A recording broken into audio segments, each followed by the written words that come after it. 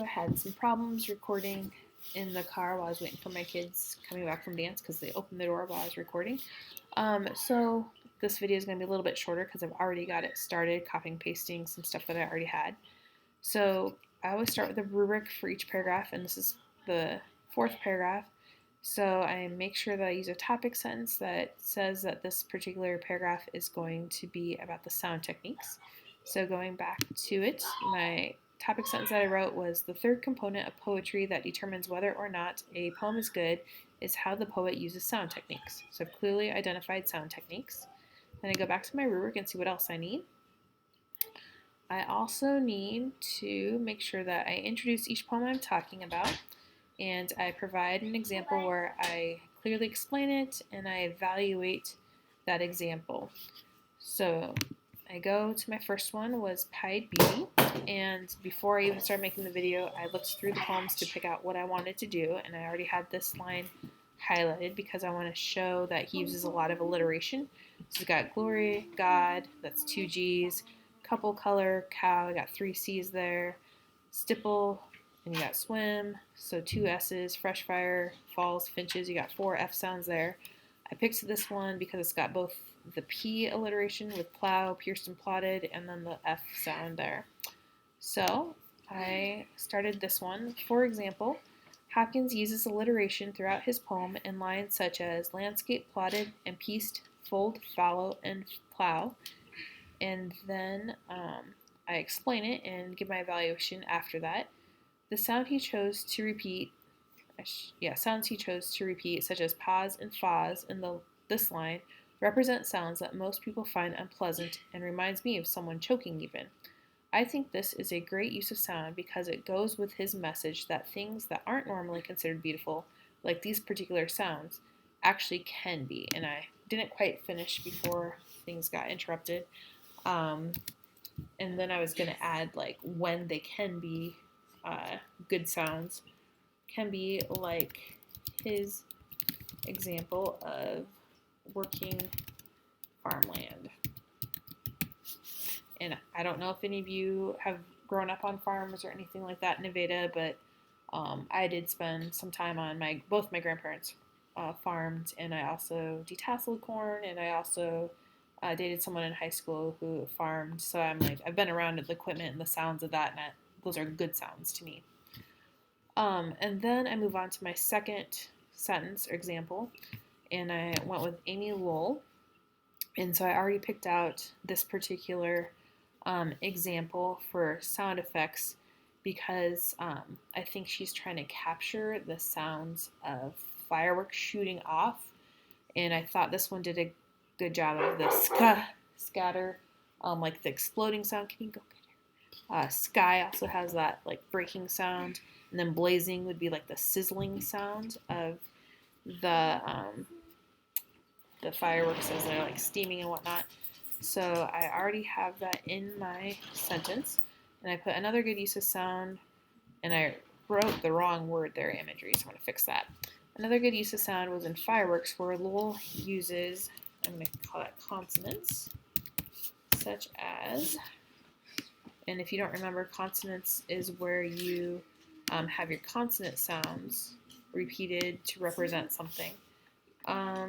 To represent the sounds fireworks make when they explode and sizzle, like the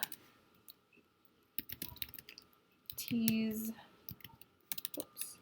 tuzz, cuz, and zing sound in that line. Blazing. I guess it's more the first part. Blazing sounds in that line.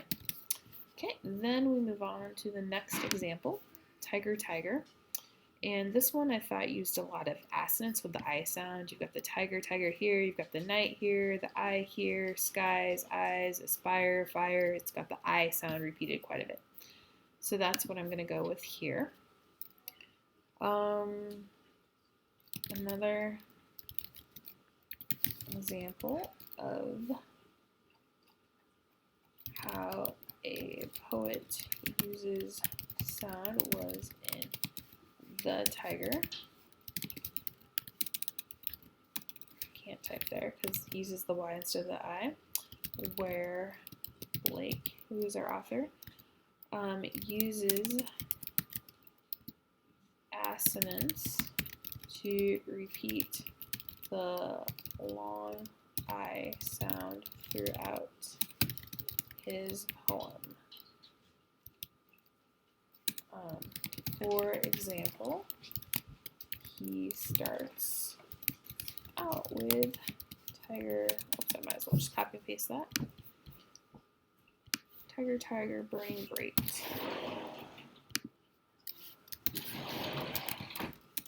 Which contains 3 long I sounds.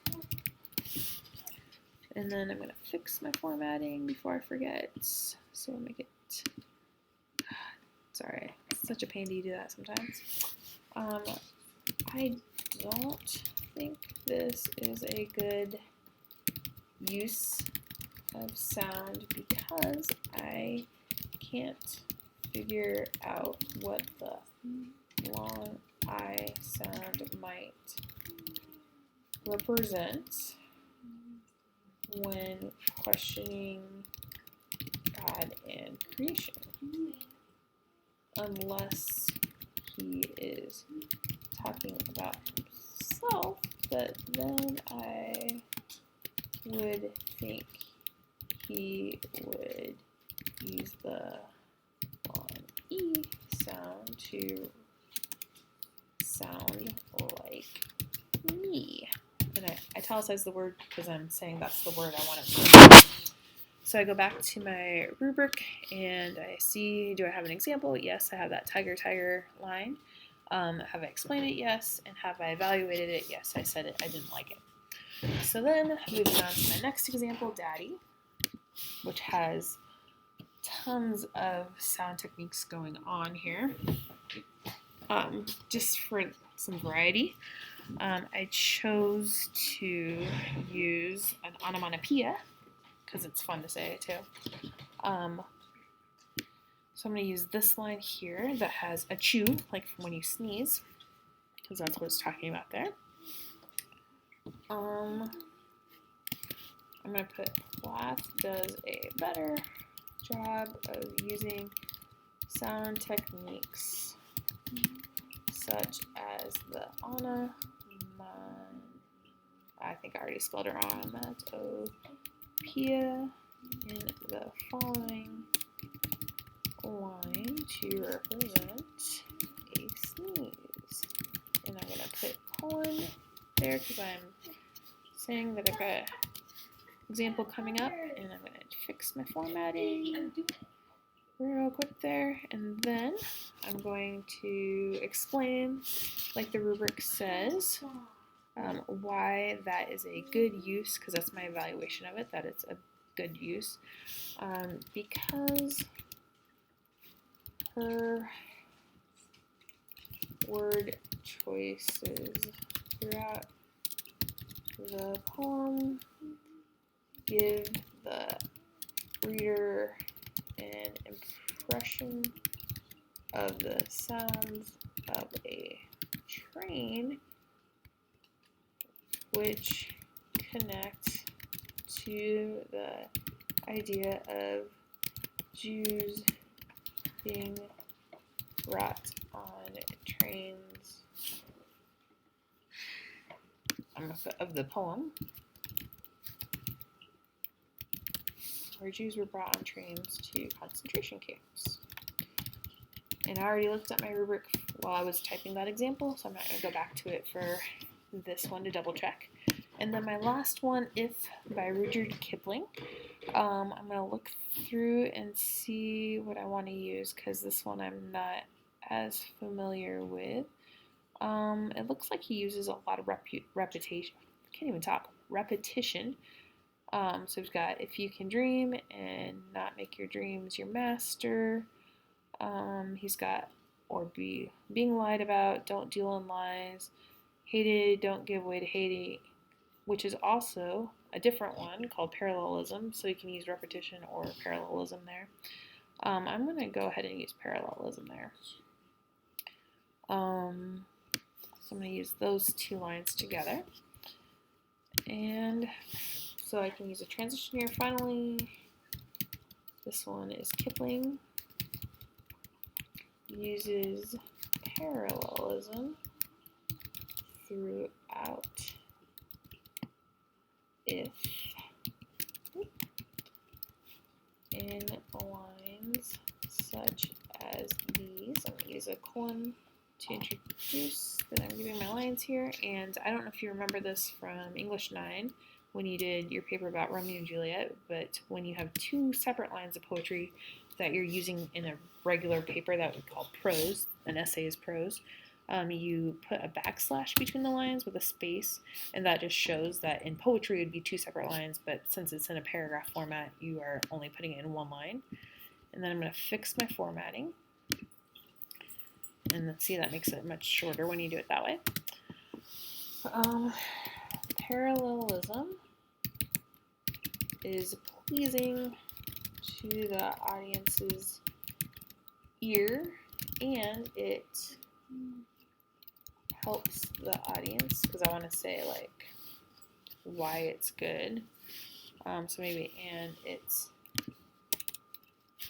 good because it helps the audience think of the ideas in the poem like if-then statements, which are common in philosophy and math, which most people are familiar with. And I don't like ending with preposition, but I'm going to for now. And so that is the end of that particular paragraph. And so I look back at my rubric, and I've got, for Rudyard Kipling, I've got my example. I might need to explain a little bit better, so maybe that particular example would be more of a 3, but I'm okay with it because overall it would give me the 4, because only one of them is like not super explained well, and then I'd be done with that paragraph.